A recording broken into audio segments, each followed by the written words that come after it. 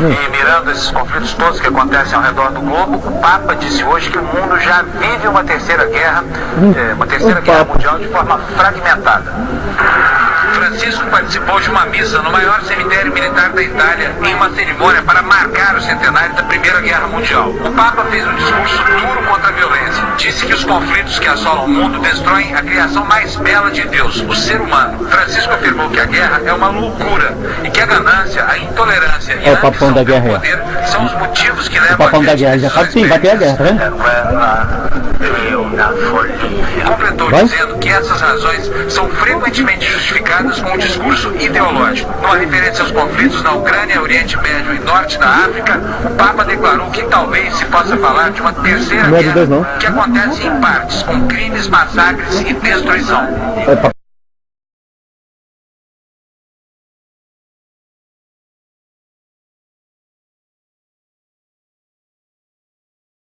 Right now, with the situation in ISIS, how do you break it down? What's your understanding of it? Well, world wars change worlds. And if you have a global agenda, then global problems allow you to offer global solutions.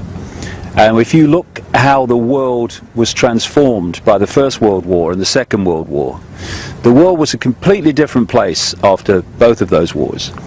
And the idea all along has been to have a third world war to complete the transformation into a global state with a world government and a world army dictating to the global population. And there was a letter, a controversial letter, because people dismiss it, but with the passage of events it becomes more and more credible. And it was a letter written by a man called Albert Pike, who was a massive, massive Freemason in the United States in the 19th century. And it was to another Illuminati infamous character called Mazzini, Giuseppe Mazzini. And it detailed 3 world wars that would transform global society. And the first one described it in the terms that happened. The second one it described in terms that it happened. But you know, you can say, well, it came to light later, so you know, maybe they just put that in and faked the accuracy of the first 2 wars. So the credibility of what it said lies in what it said about the Third World War.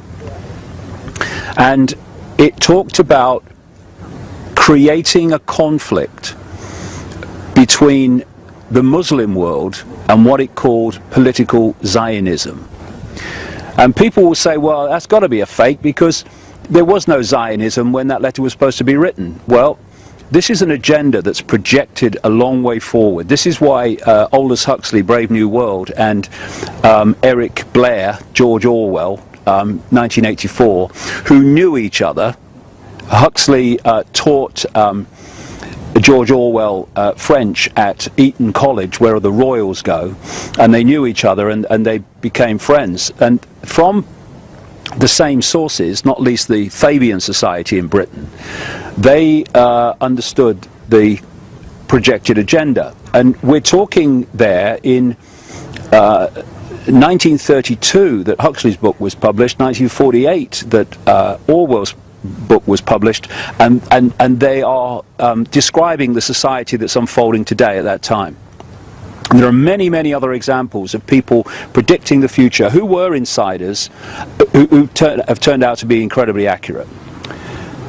So the idea that Albert Pike would know that this Zionist movement was coming and the establishment of Israel was coming is very credible when you look at the background evidence. And of course, Zionism was established not that long after this letter was supposed to be written.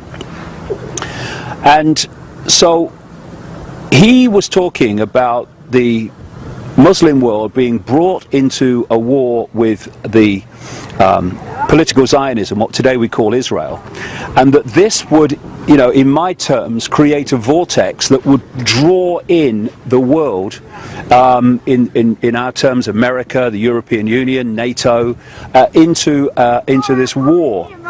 And what you have now is a situation that this ISIS group has come out of nowhere, in effect, incredibly well armed, incredibly funded. I mean, I've seen figures like $2 billion at its disposal.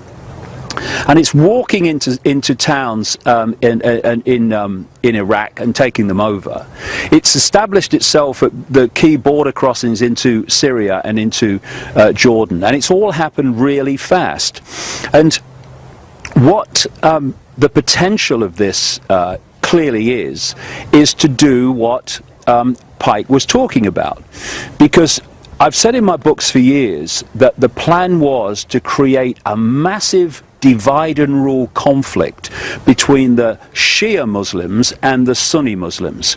I mean, I know it's hard to believe for anyone frickin' sane, but this argument over, this ancient argument over who should, you know, be the natural successor to, the rightful successor to Muhammad and all that stuff, has created this enormous schism.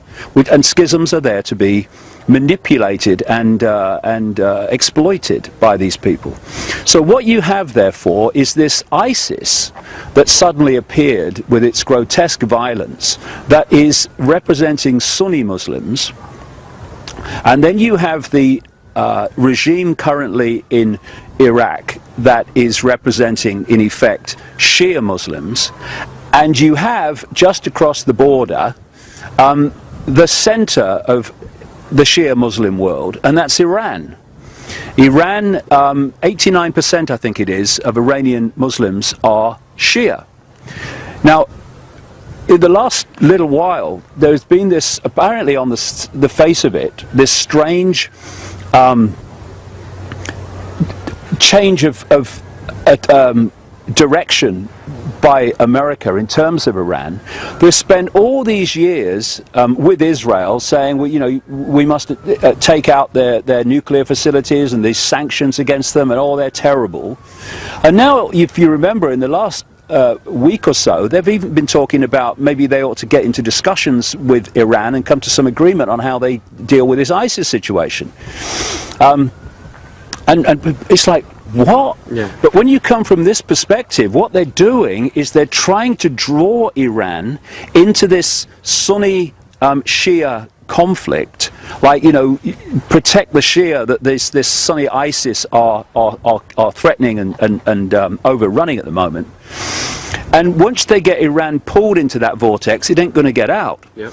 Then there's another aspect of this, which is a real red flag for me, and that is this ISIS organization is very extreme, and its very name, when you break down the wording, is describing its ambitions, and that's to take over Iraq, to take over Syria, and to take over what they call the Levant.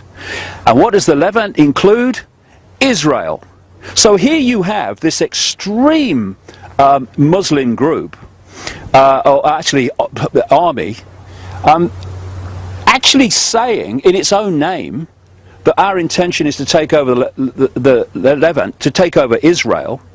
And you'd think at any other time, even with a lesser situation, Netanyahu would be surrounded by microphones and he'd be saying, we must be protected, Israel is in danger. Instead, he's come out and said, oh, no problem, you leave them to it. America, no, don't intervene, leave them to it, let them basically weaken each other. And then you've got the United States, their reaction. I mean, it sums up the ludicrous nature of it, that John Kerry has gone to Iraq and he said, well, we don't know about bloody airstrikes because, you know, we might kill civilians. Well, that's never stopped you in the past, mate, has it? Or any of your predecessors. And what it seems to me as I'm reading this is that they're all standing off to let this ISIS get a big foothold in that region. And then if it moves to the point where it starts to threaten Israel, then the button will be pressed, then the Americans and NATO will come in because they're committed to protecting Israel's security, and then you'll start to see why that sliver of land called Israel, with less than 8 million people, has one of the best equipped armies in the world and a nuclear arsenal. Yeah. Because what Pike was talking about was drawing all these different disparate groups in and creating this vortex of mutual self-destruction, which would change the war that would change the world, taking on from the previous world wars that changed the world, and then at that point their global fascist society would be brought in, no doubt justified by we need a world government and we need a world army to stop this ever happening again, even though we who are saying that actually created it. And then you've got what I've been saying now way back in the 1990s. The idea is for this Third World War to involve Russia and China against the West. Yeah. Oceania versus Eurasia. Yeah. Yeah, the 1984 kind of scenario. And what you have now is the demonization of Russia. Have you noticed that? How suddenly we got the demonization of Russia, and what's opening up in the Ukraine, while all this is starting to go on in the Middle East, is another front against Russia, because it's very easy to see how Russia can be pulled into this Middle Eastern conflict by supporting Syria, because destroying Syria is part of ISIS's agenda and American agenda and NATO's agenda. And also Iran as well.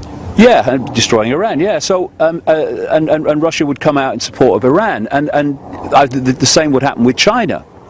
And so you can see how it's how the pieces in the game are being moved around to create this scenario that Pike talked about.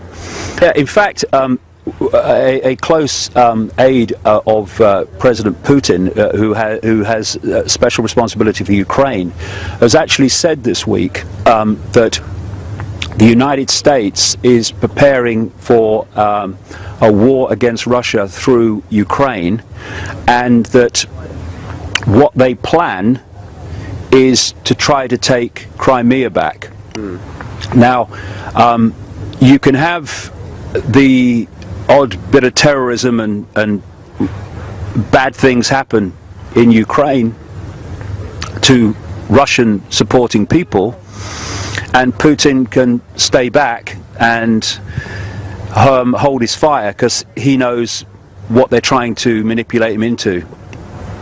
But if they try to take Crimea back, Putin's ego and Putin's pride will no way, I would strongly suspect, allow him just to let them do it. Exactly. And therefore, that if they try to take Crimea back, then what you're looking at is a war, or a calculated war against Russia. Yeah. And if you start a front against Russia on its borders, and then all this stuff going on in the Middle East, you are diluting Russia's impact on what's happening in the Middle East. Yeah.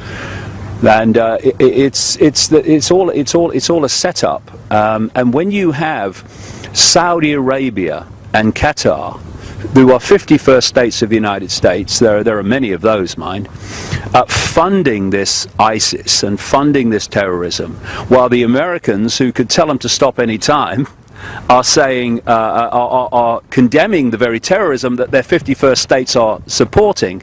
Well, the picture's so bloody obvious. It's a setup, yeah. And it's a setup to attempt to trigger World War III.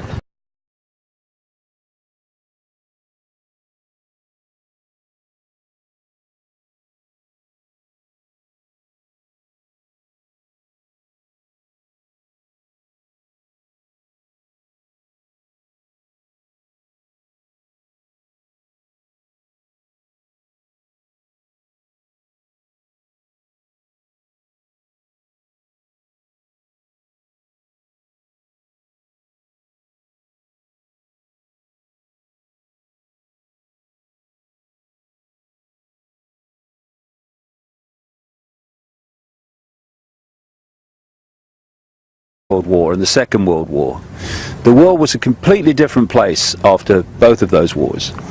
And the idea all along has been to have a third world war to complete the transformation into a global state with a world government and a world army dictating to the global population. And there was a letter, a controversial letter, because people dismiss it, but with the passage of events it becomes more and more credible. And it was a letter written by a man called Albert Pike, who was a massive Freemason in the United States in the 19th century. And it was to another Illuminati infamous character called Mazzini, Giuseppe Mazzini. And it detailed 3 world wars that would transform global society. And the first one described it in the terms that happened. The second one it described in terms that it happened.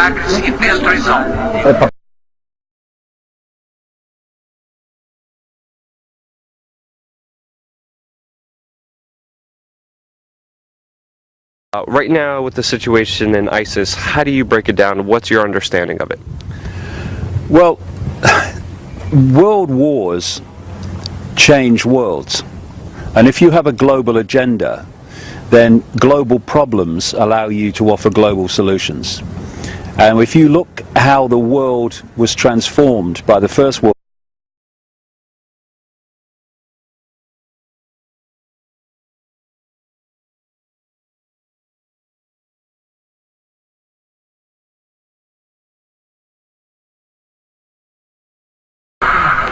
E mirando esses conflitos todos que acontecem ao redor do globo, o Papa disse hoje que o mundo já vive uma terceira guerra mundial de forma fragmentada.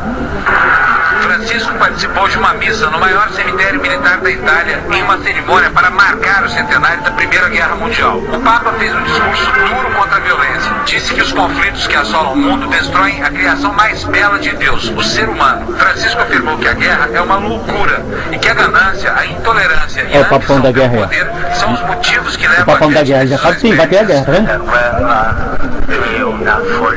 completou dizendo que essas razões são frequentemente justificadas com um discurso ideológico. Numa referência aos conflitos na Ucrânia, Oriente Médio e Norte da África, o Papa declarou que talvez se possa falar de uma terceira guerra que acontece em partes, com crimes massivos.